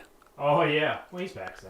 Yeah, I know. I want to know how they wrote that in, especially when we're talking about like she's Amazonian, so she ages differently than mortal man. And we're in 1984 versus World War II? One. There's one, yeah. Oh, did we? Okay. Because I know it's different from the book. They didn't want to be Captain America. Right. So, but, so essentially, somehow he doesn't age and comes back from an exploding airplane. That's the twist. He's actually Ares. I believe, if I'm remembering correctly, in the comics, Steve Trevor Jr., she meets up with him and she falls in love with him instead. So supposedly that's his illegitimate kid we didn't know about? Yeah. Looks exactly the same. When she's going to hook up with him, he'll hook up with her dad. So. Yeah. Hey, I knew your dad. You This look may like him. this might sound a little weird, Hey, but that's an instance, though, which the sequel is not being Wonder Woman 2, it's Wonder Woman 1984. Yes. yeah, It's great. And I like that title. yeah, I And agree. I like where they're going to go with Kristen Wiig as the villain. I think that's going to be yes, definitely again, an interesting cast. and that is one of those ones where it's like, okay, let's think outside of the box. You could have found somebody who's done more action, drama, Yeah. whatever the case is, to be Cheetah. But no, you got freaking SNL, Kristen Wiig, known for like Bridesmaids, and freaking most recent thing she's known for is Ghostbusters. So everybody's gonna be like, you did what? Are you trying to ruin Wonder Woman now too? Oh, she was in Bridesmaids, though. She was good in that movie. Yeah. Yeah. So, but I mean, that's one of those movies. I only got about 15 minutes in. It's pretty good. Bridesmaids is really good. And she's in that Skeleton Twins movie with... Actually, with Bill Hader, Bill I Hader. actually really enjoyed that movie. So- Really good in that. I think she'll be great as Cheetah. She's got the form for it. Dr. Minerva in that character in her relationship with Wonder Woman is, I think, will be the main focus of that next movie. And then we'll get Cheetah. And hopefully it doesn't turn out to be like this movie where the last third is like, oh, they just fight. It's like, no, it has to be more than that. Yeah. So. Kristen Wiig will definitely need a lot of combat training then at first. I heard Vin Diesel's doing mocap, so. For Kristen Wiig. Yeah. All right, should we jump to our number 2? Number 2? Our number 2 is the most recent DC film, Shazam. I will asterisk this in. For me right now, it's kind of, with it still so new, and I've only had one watch through of it, for Shazam. For me, it could be potentially a flip flop here and whatnot, but as of this moment here, this is where I will agree and go with you on this one here for Shazam. Yeah, the reason Shazam isn't at number 1 for me is I think this movie feels like it was a first round of the script writing, and they needed to tweak it a little, tighten it up. Especially in that first act, it's really slow. Like, you need to tighten that stuff up, especially with the villain. I like that they have a full backstory for the villain, but you need to condense that. You need to pick up the pace. And for me, it wasn't even the first act that's what gives me a little bit of an issue. To me, it's actually the development of not even Mark Strong's villain, but the premise of what is around him and the 7 deadly sins, and essentially it falls into the villain category again of trying to find a comic book movie where they just nail the villain. It's not him per se, it's the entities upon which he's being basically manipulated by.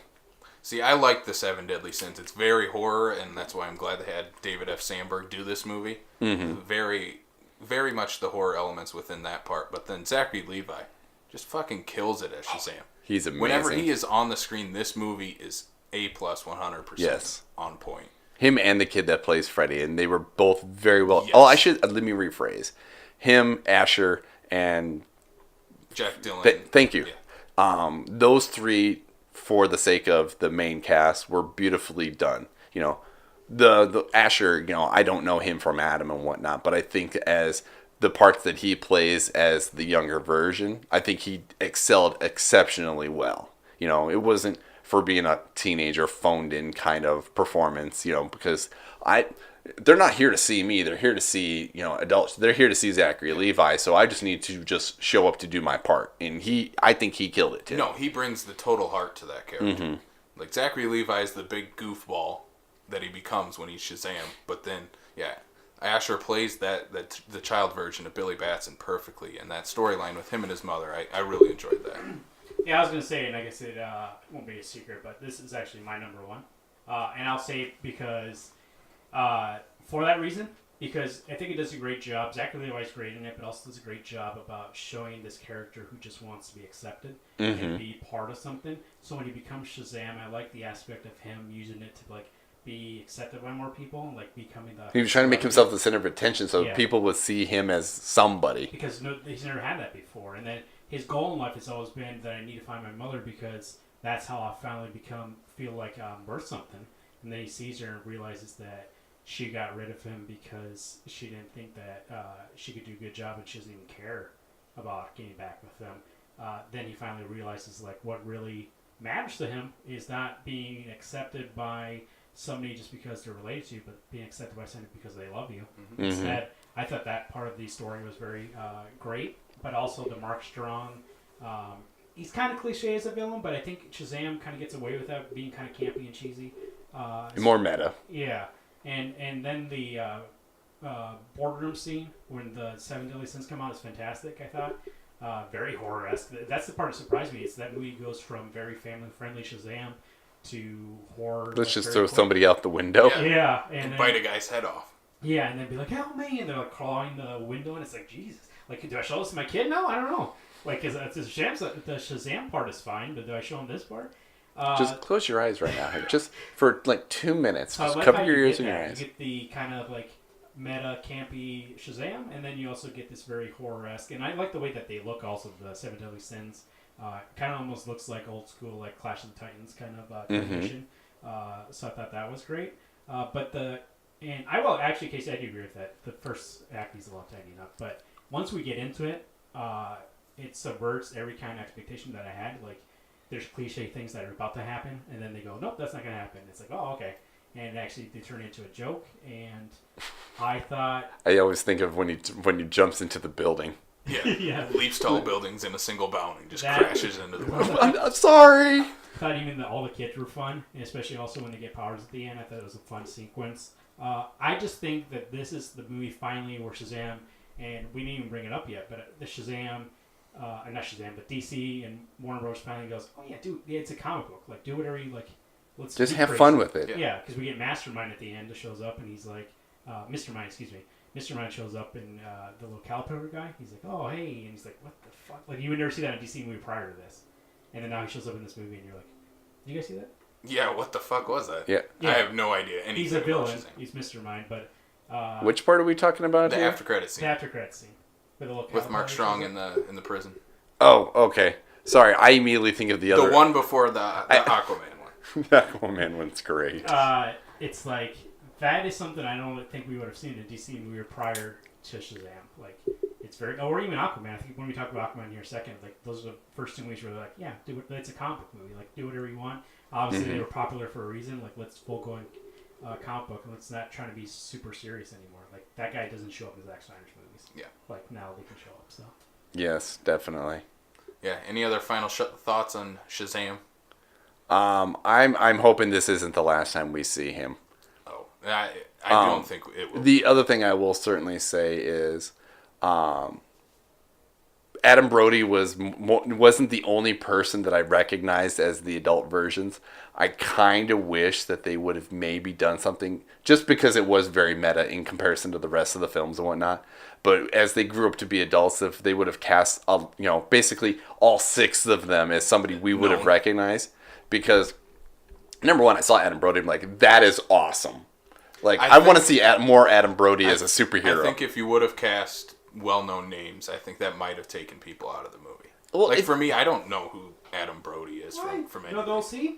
What? You know about the OC? Oh my god! Oh, dude, Adam Brody is hilarious in everything he's in. I know the name, but yeah, I've never seen him in any. And same with the other people. I'm like, I'm glad they kind of went unknown. I can't even think of the kid's name, but the Spanish kid. Yeah. When he gets bigger and whatnot, he's played by DJ Cartona. I forgot how to pronounce his name, but I remember him specifically from when on the El Rey network when Robert Rodriguez launched that. They did a TV version of From Dusk Till Dawn, and he kills it as as George Clooney's character. So he immediately got up. I'm like, but the problem was he had the little bit of the beard thing going on. I'm like, I know you. Why do I know you? Oh shit. The thing so something maybe like that, maybe like a B list, maybe even. Yeah, I think what worked really well for this movie is that it is within that DC universe, but isn't overly explaining that it's part of that universe. Yeah. I love the little hints to Batman and Superman. Oh yeah, like he's got freaking like a batarang, and like he's got this a bullet from bullet, Superman. you know, stupid things like that, where it's you're throwing Easter eggs or shit in the background, but it's not like, oh, we have to throw in a cameo, we have to do this kind of thing. Which has always been a thing about the comics, is like Superman doesn't show up in every single one, but they might mention his name. Yeah. They might show like some sort of merchandise or like him in a news story or something like that, which is what I've been saying on the podcast for a while. It's like DC, like they don't need to be in the movie, just like have some kind of reference to them. So like that scene in the toy store. That was great. When they had those dolls, it's like, yeah, that's what you need to do. You just chuck a Batman and just get him, Batman. Now it feels part of a universe and doesn't have to be like, oh, I have to see them to make sure. No. Yeah. If they mention Batman, I know they're in the same universe. That's it. Just because, you know, it takes a place doesn't mean we have to change the name of Philadelphia. Yeah. The only thing that I thought it worked, but it was kind of sad to see, is when they actually do show Superman at the end in that last scene. Oh, and I'm like, you can't see his face. Yeah, you can't see his face. I'm like, you couldn't have gotten Henry Cavill just to show up for that. Like, see, and that would have been, I understand why they did it, because as much shit as they've been getting as of late anyway. But I mean, at least that would have been the instance where he's literally on set, in character, for 5 minutes, runs his scene, and leaves. Yeah. And I would have been okay with that. You know, he just sits down and just, be on the other side of the kid. Would have been perfect. The thing, speaking about the kids Shazamming and getting bigger, Mary Marvel doesn't really grow up that much. So it's kind of weird that you just replace her with a different actress. For a split second, I thought it was the same person, because they do look. That would have been a good joke to be like, "Oh, she didn't change." You're not the first person, because number one, it took me a second as well, and then I actually have a buddy of mine that I work with that saw it on Thursday, and he's sitting here going like, "Nope, that is a different person." Yeah. So I mean, that at least goes to show that if you are going to cast two different people in that short of a space of time for age, yeah. They did a damn good job of finding two people that look damn right, to the point where you sitting there and question it. Yeah. But then also, what's the point then? Just keep marrying him and be like, and then Shazam can be like, oh, you didn't really change. And that's like a joke. Make a joke about it, Yeah. Oh, that would have been great. It would. You don't look a lot different. Why didn't you grow up? Because I am grown up, damn it. I'm going to college. All right, so should we move on to me and Brian's number 1 and Marvin's number 2? Aquaman. Aquaman. The Waterboy. The Waterboy 2? So Aquaman, for me, it's number 1 because I think overall, as an overall film, this is... It works better. Wonder Woman has the bad third act. I think Shazam has the slow start. I think Aquaman just works from beginning to end as a good comic book movie. It's definitely the best directed out of all these movies. It's got Dolph Lundgren. It is the only one that has Dolph Lundgren, I guess. Oh, yeah, you're right. I was about to be like, who are you talking about? Like, he's in it. Oh, yeah, he is. Okay. Yes, he is. With his flowing hair. Everybody has flowing hair, and I love it. Definitely has one of the best action scenes in any DC movie. I would even further say comic book movie is was it Grease? Right, when they're on his rooftops. Like, fantastic work. Well, and that's one of the other things that I appreciated about this movie is you essentially had two villains. You were doing dual villains, but you didn't do it to the point where, to me, it made me reminiscent of The Dark Knight, where your primary villain was the Joker. Two-Face was just a secondary. He played his role where he needed to be, and that was it. And that was the same for me for Black Manta, is he was where he needed to be, and then when they were done with what they needed for him out of the progression of the story, he was out. Like, then all you see is obviously the post credit, which is where I hope to say it's like, okay, you've built upon this character, in pseudo of like, say, introducing, Black Panther in Civil War is, okay, you've introduced him now. You don't have the backstory anymore, and you can make him be like your primary villain for an Aquaman too. Yeah, I mean, I think even like design-wise, his costume looks fantastic, Black Manta. Mm-hmm. And then even so, a costume that could look cheesy on screen, Aquaman's costume at the end, I think they pulled that off too. Yeah. Yeah, when I first saw that, it was one of the trailers before the film came out, is when the big tease is at the end where he comes out with the trident and slams it down, and he's in his full Aquaman orange and green suit, and I laughed at it. But then within the context of the movie, it fits perfectly. When they explain that it's an armor and it's earned, and like they give it they give it a reason as to why it is the way it is. And it works. And it worked.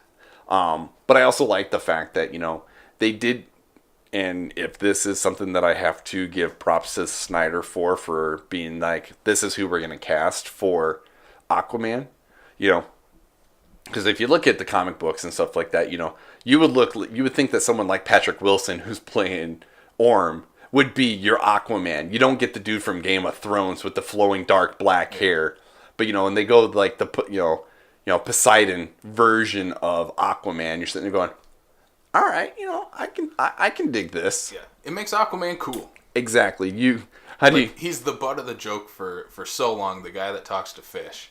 Well, and they make fun of that, but having Jason Momoa as Aquaman, as the guy that will talk to fish and still beat the shit out of you. The only reason why this is 2 and not number 1 for me, because actually I'll just agree with you, Casey. I feel like the beginning is a little bit too long. I think the overall movie is a little too long, but if they kind of tighten it up, I think it'd be better. But I feel like it takes so long to actually get into the Aquaman part that for me I was just like, okay. They could have shortened up the origin a little bit. Yeah, they could have. The things that I didn't like about the movie are just minor nitpicky things, honestly. Like the scene with him in the bar, the guy taking a selfie. You could have cut that out. I thought that was just... You thought so, and I'm over here just cheesing out because I think it's hilarious. I thought it was pretty funny. No. And then, of course, the infamous Pitbull Africa song. Get rid of that. No, see, and for me personally, that wasn't needed at all. I mean, that's not me even saying that I'm not going to knock the movie for that. It's just that I think that it's like the studio was like, there's been this resurgence of Africa because of Weezer. We need to get on that because you know what? Aquaman's going to Africa, so we're going to the desert, so we need that. So Pitbull does everything, so let's get Pitbull. I think this movie fully embraces Aquaman and doesn't try to ignore that there's different kingdoms underwater, like the fish people that show up the trench and all this. Like they go full in. Even the Black Manta suit, which you talked about earlier, it looks like it would be silly on screen, but they make it work. The Aquaman suit thinks it would look silly on screen, but they make it work. Instead of shying away like they've done in the past, like Justice League, where he doesn't wear the suit, right? They finally embraced it, and I think that's where this whole DC universe is going to turn around when they finally be like, yeah, just do it. And plus, I feel like this is James Wan's movie. Yes. Like, all through and through. It doesn't feel like there's any kind of interference. It doesn't feel like they try to shoehorn anything else in. James Wan was like, I want to make this movie. And he actually, that battle scene at the end, I thought was pretty great. I thought he did a great job handling a movie this size, this scale. I think it helped that he had Fast and Furious before to this. work with, obviously, yeah. And so... Because he wasn't big budget before Fast and Furious. No, and he has great fight scenes in that Fast and the Furious movie that he did, too. And then I think, honestly, there's 3 really great action scenes within this movie. Like, Brian, I know you hate the de-aging stuff at the beginning. But I think that fight scene works really well. Well, no, I don't have a problem with the fight scene. I have a problem with the fact that Jango Fett looks like he's a porcelain doll. Oh, that's who that was. Okay. Yeah. I was like, I know that guy from somewhere the whole movie. So, like at the very beginning of it, they're showing him, like, to the point where his de-aging is so bad to me. Like, I recognize you. So, I have this affliction for being able to go, I know you, and I know you from a movie I haven't seen for 20 years. Like, I looked at him like, I know you. As soon as you see him without the de-aging, I'm like, now I know why I know you. And it was just the way that it was done. Like, he was too shiny. Maybe they need to call up Captain Marvel's people and be like, hey, how do you do Sam Jackson? Yeah, exactly. Well, they should have been doing that since before when they de-aged freaking Robert Downey Jr. Yeah. You know? Yeah, he looked good. I thought also there's a lot of color in this movie for the first time in a DC movie. Like Wonder Woman, there's a little bit, especially on mascara. But then after that, again, it gets dark and gritty. This movie... It's just colorful through and through. Yeah, especially that end scene. It's just like... I think this is like... do you know his name? The guy who's in charge of all the Conjuring universe over at Warner Brothers, the producer guy? Oh, the producer behind it. Yeah, because they put him in charge of the DC universe now. They kicked out whoever was doing it before. And that's why we got James Wan. That's why we got David Sandberg doing Shazam. And that's why they're going, like, he's bringing in all his people to these movies. Because... First and foremost, they're good directors. They're good directors, but I also think, like, he's giving them, be like, hey, make this movie. Because Shazam also feels like that's Like there doesn't feel shoehorned from DC on anything on that. No. Did you say the Conjuring ones? Yeah. He's a producer. Well, I have to get into producers because I was like, well, technically, so is James He was Wan. like a guy at WB that was in charge of putting the Conjuring universe together. And then now he's in charge of the DC universe, putting that together because they thought he did a great job with the Conjuring universe. So they're giving him full reign on DC universe. Oh, come on. Give me my... He might be an executive producer because he's like a big shot over there. He said his name over. Well, on the original Conjuring, we've got Rob Cohen. No, right there. Walter Hamada. That's it. Walter Hamada is in charge of... Yep, there we go. Aquaman. The same guy that gave us 47 Ronin. Well, it's And Into the Storm. so now that Walter's in charge of it, you can see there like all the DC movies are under his credits now. Joker, Wonder Woman 1984, Birds of Prey, Mm-hmm. and then Aquaman 2. Ever since he took over, I think it's going great. Because I think the main reason is that he just goes, hey, I trust you to make a good movie. Do it. Before DC was like, nah, cut that out. This is how the movie's going to be. I'll put Joker in there and all that stuff. So. Well, like I've said on previous episodes, I think the best universe that we have going right now, besides the Marvel Cinematic Universe, is the Conjuring one. It's hitting pretty much every time. You had the few misses with Annabelle and the Nun, but it's hitting pretty well, and they're having 2 more come out this year. Well, they can't all be the MCU and break box office after box office. They can't be the Mouse House. But I think, like Marvin said, this guy, he's going to know how to tell the story first and foremost, and then if it's within the same universe, it's within the same universe. You don't need to have these characters in each one. He also got the attention at the execs at WB because they were like, hey, that Conjuring universe is doing pretty good. And actually, people love that universe, so they're like, hey, you want to do that for the DC universe? And there was some other person in charge of it before they kicked her out. And they were like, hey, Walter, you take over. So it's been great since he took over, I think. It's a good move forward. I think DC is starting to get its shit together. What's the next one? Joker? Next one is Joker. That's kind of out of continuity. What's the next DC? Wonder Woman 84. 1984. Right. CG. Then after that we got Birds of Prey and Birds of Aquaman Prey. 2. The only thing that scares me is not Birds of Prey. They canceled that Harley Joker movie, which is great because that movie I was not looking forward to at all. But they also announced that they're going to do a Trench movie. Yes. And that I was like, what? Do you not understand what made Aquaman great? Like, do you understand that just because you can does not mean you should? it's like, why is that the spin? No, when that came up in the news here a few weeks back, I don't know about Casey here, but I immediately went, you've got to be stop fucking with shit. Yeah, just because you can does not mean you should. Yes, that particular part of Aquaman, like knowing that James Wan is the one that's making this movie, that part was amazing. Like, if you're gonna throw a horror-esque part into this movie, that's how you do it. But that doesn't mean be like, well, you know what? People really like that 5-minute scene. Let's make an entire movie about it.